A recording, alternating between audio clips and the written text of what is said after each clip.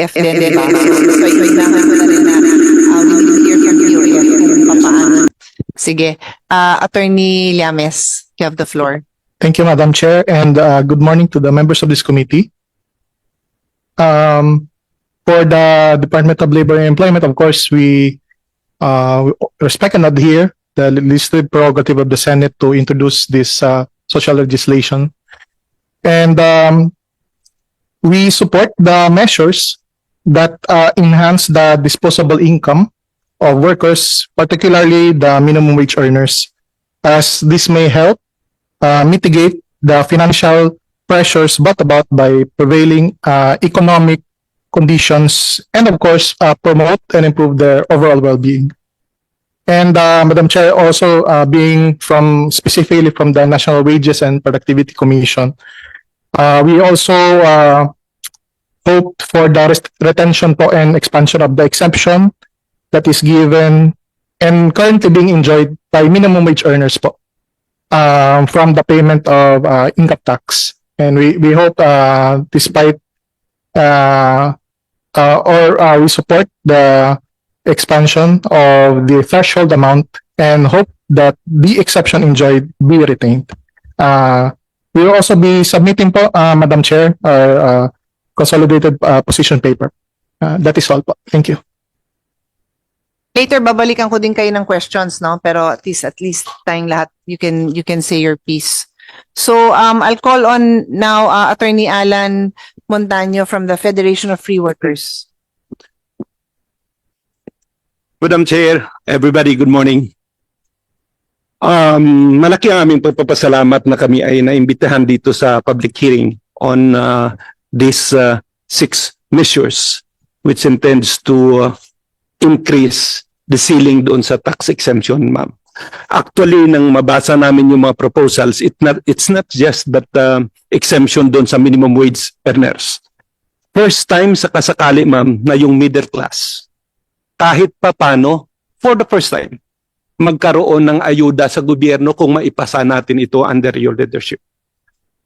Lahat in the past, from the time pa ng COVID, ang lahat na nakakatanggap lang ng ayuda ay yung mga walang trabaho, yung mga tambay, yung mga walang ginagawa. Ang hirap na ngayon maghanap ng trabahante ng magtatrabaho sa farms dahil may inaasahang porpis, may inaasahang AX, may inaasahang kung ano-ano pa. Once na ma-employ sila, hindi na kasi sila makukover ng mga ayudas na yun. Now, in the meantime, itong mga nagbabayad ng buwis, kami yun, tayo yun. Nagkaroon lang ng konting lamang doon sa minimum wage, naging subject na sa income tax yung kabuoang sahod natin. And ever since, wala tayong may natanggap na ayuda from this government. Subject sa validation yung statement na yan, ma'am. Pero I'm pretty sure, because ako wala kong naramdaman, wala kong natanggap na ayuda o tulong despite all these difficulties na naranasan natin in the recent past. Nagkaroon pa ng COVID, nagkaroon ng ng emergency sa presyo ng langis. Wala tayong natatanggap. May natanggap ang mga driver ng tricycle, jeepneys, TNVs, minimum wage earners, may natatanggap sila. Pero yung mga nakatatanggap ng a little more than the minimum wage, wala tayong may natanggap, ma'am. Now, with all these proposals, that's why we are very, very glad. By the way, I'm representing the Federation of Free Workers. Siya ngayon ang chair ng national ng nagkaisa labor coalition, which is the biggest, we claim as the biggest labor coalition in the country today. At kami rin ay bahagi ng convenors ng National Wage Coalition. So we really appreciated this initiative of this committee at naitalakay ito ngayon today. Dahil nga doon sa proposal, while my proposal from 250 maging 360, mayroong 480.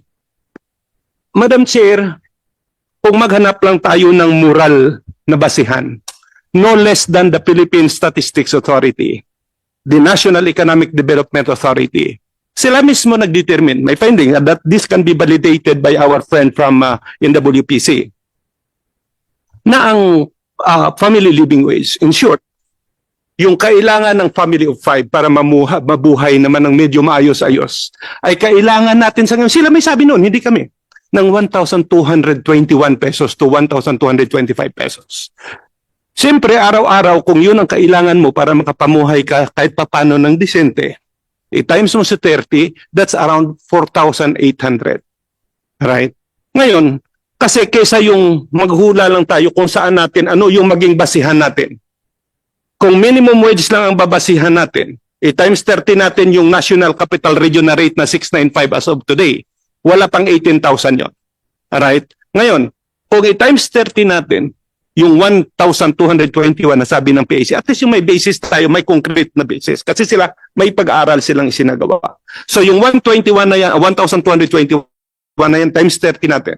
So that's roughly around, basta't more than 400,000. Ngayon, Madam Chair, kung sa pagtutulong-tulong, specifically, although iba-ibang figures yung sinusuportahan ng ating mga sponsors ng bills natin dito, we are very thankful well, regardless of their political colors. We are appreciative really sa initiative ni Win Gatchalian, ni Bam Aquino, ni Senator Jinggoy, although nasa labas na siya, si Mark Villar, and well, iba-iba yung figures. Pero as I said, there should be basis for it. And the most, yung proposal na merong legal and moral na basihan, ay yung something na masuportahan yung pamumuhay ng isang pamilya na medyo decente naman. And as I stated, based on the study, no less than conducted by Philippines Statistic Authority and the National Economic Development Authority. Of course, may mga cost impact yan. Pero kung yung halaga na yung pinag-uusapan ay 8 billion, gasino lang naman yung 8 billion na makakatulong naman doon sa number of families na mabiyayaan. Kung saan pwedeng kukunin yan, we are proposing. The Nagkaisa Labor Coalition, the National Wage Coalition, FFW itself, is advocating i-tax natin, buwisan natin yung mayayaman. Merong wealth tax na pinopropose. So, kung kahit na 1% lang, noong mga pinakamamayaman na top 1%, nung citizens ng Pilipinas ang ating bubuwisan ng 1%, trilyon na yung abutin yan, Madam Chair. So, siguro, ang BIR natin, baka makakatulong yan. Hindi naman siguro kalabisan yon na yung may mga asset, lalo na kung ibaba natin, yun based sa 1 billion na asset ng mga mayayaman. Ibaba natin sa 500 million, laki-laki na nun. Pwede nating mas matlaking tax exemption yung pwede natin ibigay sa ating mga middle class citizens at sa ating mga Filipino workers. Maraming salamat, Madam Chair, sa pagkakataon. Thank you. Thank you so much, Attorney Montaño. I recognize Senator Lauren Legarda, and I think she has an opening statement. Thank you, Madam Chair. I believe that the last time the baseline was reviewed was 2018. Is that correct? It was set in 2018. And given the inflation rate, sabi nga nila ang 100 piso ay 70 pesos na lamang, ay dapat talaga i-review. There are many versions of the bills. I think mine has not yet been referred to the committee, or I'm about to file it, but it can be taken into consideration. But I support any adjustment to increase the tax-exempt baseline, which is set, what is it now, 250,000 per year. Before I arrived, the BIR and the DOLE already answer, ano ba yung tingin nyo, yung makatao na realistic na pagtaas ng baseline, itabi mo muna yung pagpondo sa mga benepisyo o ayuda ng gobyerno. Has that been answered? Not yet. We just heard from Attorney Montaño first. So, it's half of 2026. It's more than 8 years since the baseline was determined. A review is in order, and definitely any adjustment will be welcome to the middle class. So, it's just a matter, I believe, Madam Chair, if what adjustment will be made for 250. Just if you've studied it, and even if you've not, gusto ko lang marinig sa BIR o sa DOLE. Ano ba ang makatao na adjustment? Tapos sasagutin ka ni BIR, yung makatao, kaya ba natin o hindi? Yon. Simpleng tanong. So I'll just add earlier when BIR gave their statement, they support, but of course they want to align with Department of Finance Yes, kasi Madam Chair. we all recognize that the lost revenue has to be produced somewhere else, and unfortunately wala si DOF now because of confusions caused by some other people. No, So- naman nandito kayo. Yeah, we are very happy that they're here. So yun, we will have to await what their statements are on that. Kasi ang ganda talaga ng proposal talaga na to. Yes. Nagkakaano na lang kung how much sana, no? It should be a priority measure. Is it not a Yeah. LEDAC measure? Parang hindi ko pa nakita yan sa LEDAC, no? So- But we can propose. Nag-a-agree pa kayo? Sumasang-ayon pa yun na kailangan may adjustment. At anong adjustment? Ayon sa DOLE, syempre, ikaw ay naka-focus sa mga manggagawa. Ano sa tingin mo? At si BIR naman, ibabalanse mo yung makatao at yung kaya ng gobyerno. Yes. Please. Thank you. Attorney Llames, please. Again, thank you, Madam Chairs, Madam Senators. Siguro, para masagot po yun, of course, kailangan ng pag-aaral, kailangan din po ng several factors that we should be able to consider po, no? But perhaps, ma'am, if I can offer some data po. I had mentioned earlier that currently, at least our code exempts minimum wage earners from income tax payment. However, as had been pointed out po, the threshold amounts have been set years earlier, 2018. And from that time until now po, ma'am, of course, there had been increases po in the wages. In particular, for the minimum wage earners, lately, halos annually po yung increase, and there may come a time po na baka lumampas na po doon sa 250 threshold. So, napapanahon din po siguro na taasan na po itong threshold ceiling. For some data po, currently if we use NCR minimum wage rates, this is the highest rate of minimum wage po sa bansa. Currently, it is at 695, but currently being reviewed also. If we look at the annual earning po ng isang minimum wage earner po dito sa NCR, aabot na po ito sa 239,000 plus po. So, as I had said earlier, malapit na po doon sa 250 na ceiling. And for the next naman po na regions na merong malapit po yung kanilang minimum wage sa Calabarzon and Region 3, nasa 600 na po sila ngayon. Nasa around 200, lampas na rin po ng 200,000 po ang kanilang annual income. Minimum wage earners pa lang po yun. So, again, and to mirror din po yung ating kasamahan din po na hindi lang po sana minimum wage earners din ang pwedeng makinabang dito sa bills, but also the middle class. Siguro it is ample time din po talaga, ma'am, na we review po itong mga threshold ceiling po na ito. Thank you for your answer, and we take note that you are in agreement with increasing the threshold, and we take note that NCR, which is the highest minimum wage, is almost near the threshold because it's 239,000 a year. Okay. BIR attorney, thank you. Madam Chair, right now po kasi we have not yet conducted a study as to the revenue impact po nung tax exemption. We'll have to consult first with the statistics division, ma'am. And as a matter of policy din kasi siya, we'll have to defer to the stand of our mother agency, the Department of Finance, on the matter.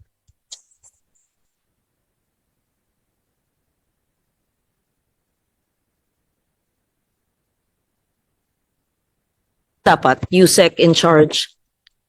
Yeah. Yeah. Were they not present? Was there confusion?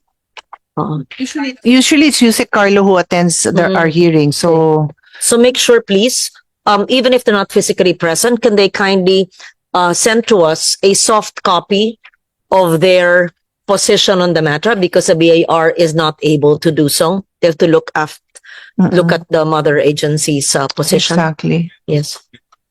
Yes. Has our tax office of the Senate reviewed this? Lumir, ano? Ano sa tingin nyo?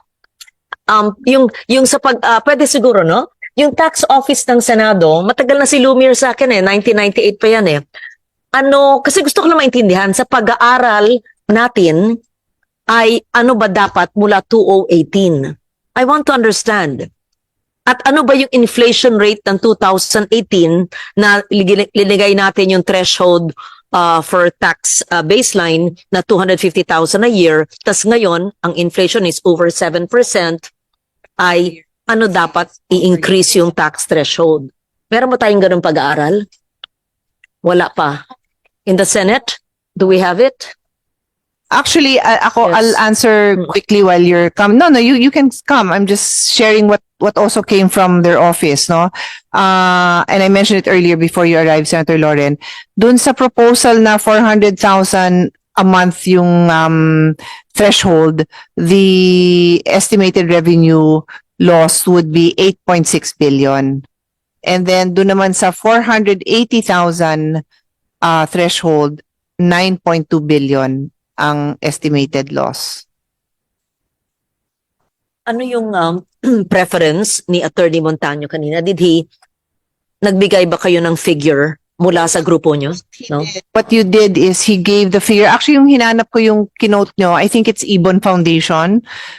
He mentioned yung living wage. Sabi niya PSA, pero hindi ko pa makita yung sa PSA Ang nakita ko, it's from Ibon, na roughly 1,200 pesos a day. So, kinumpute niya yon. Sabi niya, if gagamitin natin yung figure na yon, then you know already that na yan sana yung natitake home nga nung ating mga kababayan. So, that would come up to around 400,000. Anyway, you can add to that. I'm just summarizing for the senator what you said. Baka may Yes, ma'am. Yes, dadagdag ma'am. ka. Tama, ma'am. Ang sinasabi natin yung pag-set ng threshold na yon na somehow merong basis, merong pag-aaral. So kung yun ang Ang family living wage, Oo. 1,221, unfair naman na ibubuwisan pa na, I mean, sa sitwasyon sa ngayon, malaking tulong na natin sa kanila kung i-exempt natin yung amount na yon from taxation. At least meron tayong konkretong basihan. It's not just taken from thin air. So may basis. So kung i-validate, dahil ayon sa aming pag-aaral, sabi ng NEDA mismo, magkano yung kanilang, it's mas malaki pa nga sa kanila Pero anyway, I leave it to the Senate staff to do, as suggested by Senator Loren. Meron naman tayong mga staff, mga expert on that. Madali na rin siguro. Pero kami sa bahagi ng FFW, ng Kaisa Labor Coalition, ng National Wage Coalition, we really appreciated the initiative of the present committee leadership na sinagawa itong public hearing na ito. Thank you very much, ma'am, at makakarating sa aming mga miyembro that we attended in today's public hearing. Maraming salamat. Chair, just for the record from Ibon, since you mentioned the Ibon Foundation, 1,266 pesos a day or 27,537 a month is needed to live decently as of March 2026. Pero sa tingin ko nga, mababa pa ito 27,500 sa Metro Manila. Mahirap. O rental, utilities, transport. This is even very, very conservative. Yes. That's all for now. I'll just listen first, and I wanted to provide you quorum as well. Thank you. Kaya nga kasi mas maganda yung discussion talaga natin kung nandito yung yung DOF kasi alam naman natin sila yung talagang tsaka sila talaga yung primary agency that I- will have a say here. Madam Chair, nothing would prevent us from asking them to submit before the end of office hours the Yeah. soft copy. They Yeah. should. They must comply. Yeah, for the record, we have Yeah. quite a number of revenue bills, exemptions and others na we're really waiting for their final recommendations. Mabagal. Wala pa, oo. Yeah. So, sige, some questions lang, no? Do you have this? How many taxpayers would fall within the various tax exempt brackets? So, dun ngayon sa 250,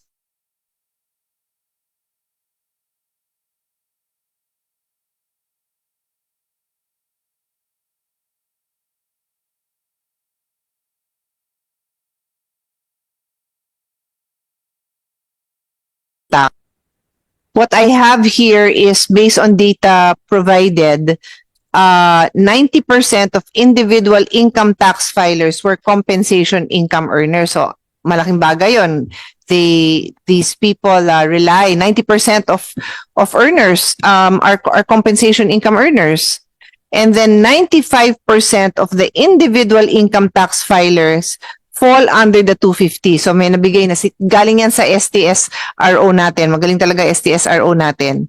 95% of individual income tax filers fall under the 250. So of the individual income tax filers, 95% na ang 95.5 na ang nakikinabang sa 250. But this is what I want to add. Senator Lauren will like this number. Well, not like it, but will appreciate this number. Today, with inflation, yung 250,000 na threshold na pinasa natin noong 2018, that value is now 341,000. So, kung i-cover mo lang is 250, which is by law, it's just 250, they're only able to buy a smaller amount of their daily needs.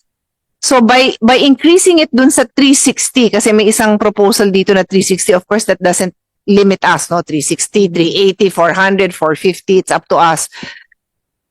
But the lowest proposal we have in front of us is 360. Wala pa nga tayong binigay na dagdag eh. We're basically just covering the same amount that was anticipated to be spent in 2018. So, dun pa lang tayo. I don't know, may idadagdag ka pa ba sa figures? Attorney John, do you have anything? Sorry, ma'am, Unfortunately, we currently do not have data right now. oh, yun na nga eh. So, yun.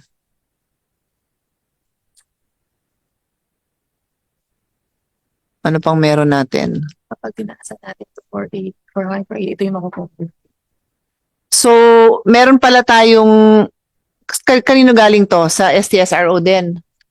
Thank you talaga. Okay. So, if we increase to 400,000, then we increase from 95.5% of individual income tax filers to 98% na.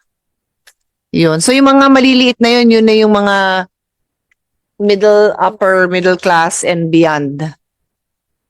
Okay. And then if you increase to 480,000, we cover 98.4 of tax filers.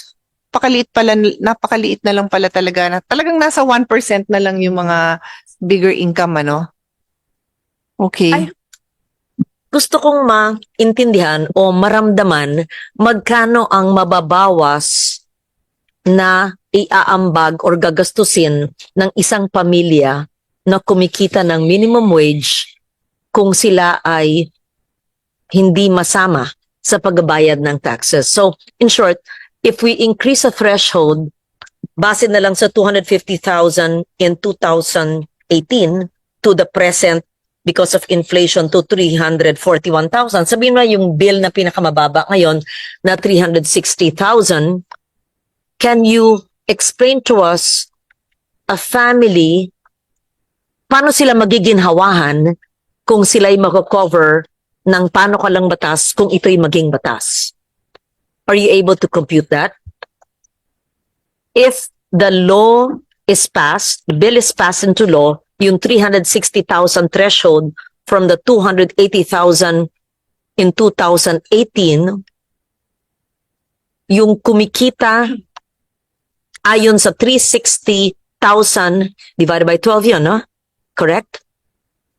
Magkano ang dagdag nila sa kanilang gastusin dahil hindi sila naisama sa pagbabayad ng buwis?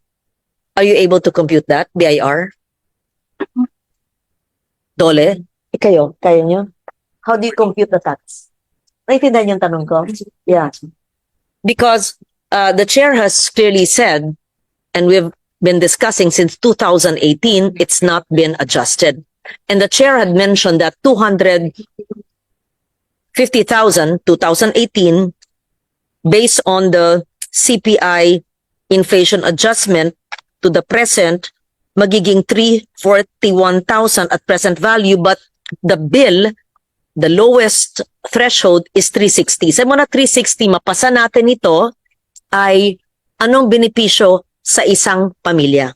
Is my question clear? Can you compute that? BIR, kaya niya yung compute. Para makita natin yung tax burden ng pamilya, mawawala yung burden pag mapasa natin at prioritize natin ito. Ha? Ano? Bakit? Natatawa ko kasi imbitahin mo na lang ako magkape. Ako na lang sasagot ng mga tanong mo. Oo. Di, kasi gusto Gumawa yung staff ko ng ano, ng... gusto ko kasi gusto ko on the record yan. Yeah. Oo. Bakit Totally. hindi kita magkape? Ano ibig Hindi. sabihin? Eh, kasi ako nagsasagot ng tanong mo eh. Hindi Kaya kita sabi ko, napasagot eh. imbitahin. Di tayo na lang magkwentuhan, sabi ko sa'yo eh. Kaya nga. Oo. Kaya nga. Hindi, ganito na Kaya, lang. Ganda, oo. Ulitin ko yung No, presentation ko, tapos that's mag-comment ka. Tumatawa ka eh. Hindi.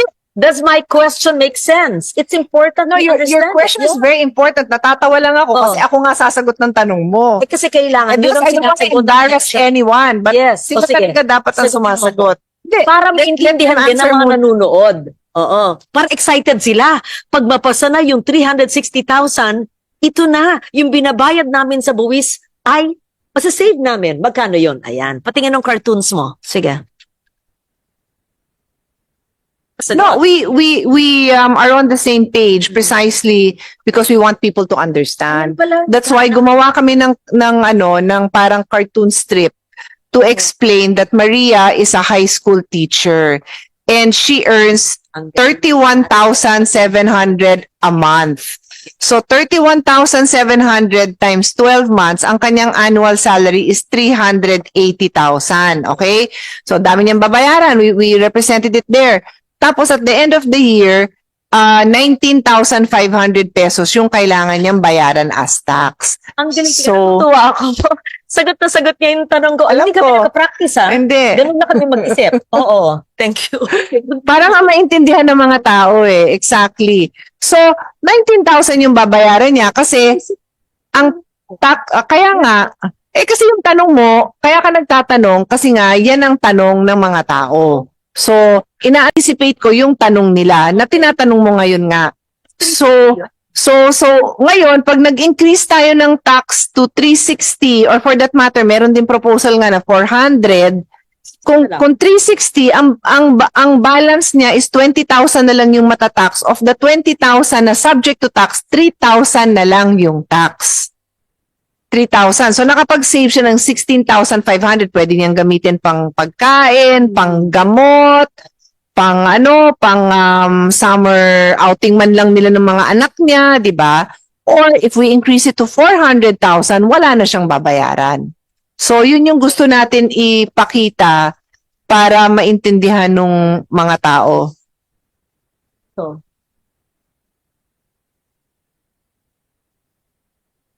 Ayun, napakaliwanag. So, meron siyang per month, magkano ito? 16,500 a year, that's 1,375 a month as of this year.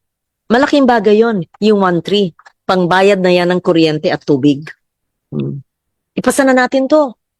Isang hearing lang eh. It's a no-brainer. Kasi, ina-adjust lang natin yung threshold sa inflation. At 8 years ago to, huling na review. Ano pa ang pag-iisipan dyan? Diba? Ganda, di Oo. ba? Yeah. Okay. As Very we know, we need DOF to sign off on it para naman masupport ito ng Malacanang, di ba?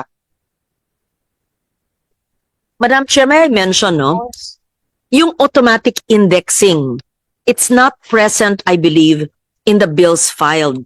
And this innovation may be considered by the committee so that the threshold is not eroded by bracket creep or the phenomenon where income tax thresholds are overtaken, like now, by inflation over time. And this ensures that future adjustments are built into the law, avoiding long legislative processes. So, yung ifa-file ko o i-refer pa sa inyong committee would have the automatic indexing para hindi kailangan mag-antay kung kailan mag-hearing.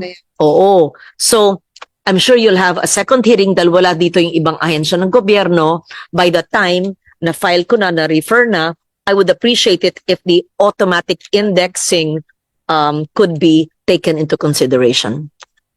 Thank you. Really, that's exactly the same question I asked my staff when I was reading my notes, and then nakita ko nga na the value of the 250,000 threshold of 2018 is now 341, no? Sabi ko, ay wala bang automatic indexing? Kasi kung meron, we don't have to do it. Yes. Yeah.